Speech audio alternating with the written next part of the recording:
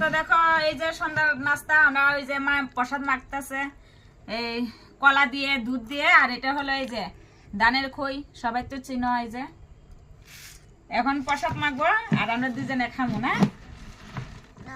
তো তোমরা খাইলে আয় পড়ো যে টেস্টি করে মাখে আঙ্গো মায়। হ্যাঁ, আর এখান থেকে যে মুড়িও দেব, মুড়ি, ছিটকই, দুধ, কলা, গুড় সবকিছু দিয়ে প্রসাদ মেখে তারপর সন্ধ্যার নাস্তা খাবো।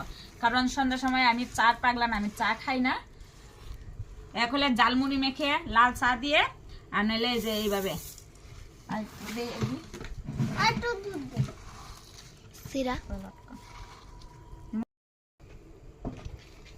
এই যে এটা হলো খেজুর গুড়।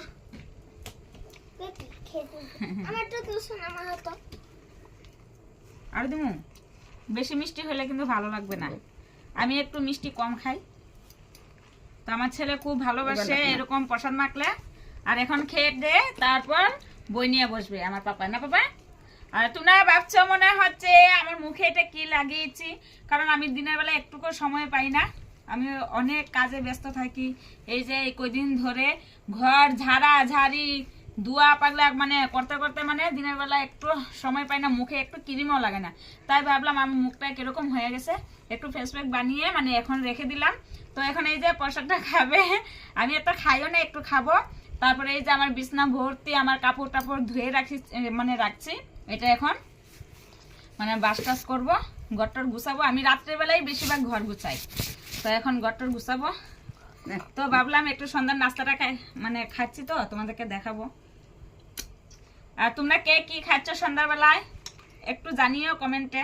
সবার খাওয়া তো সেম হয় না, আমরা একদিন মানে একটা একটা বস্তু খাই, সব দিন এক রকমের খাওয়া খাই না। তো তার পাপা আবার গিয়েছে বাজারে, পকোড়ি আনবে, সিঙ্গারা আনবে।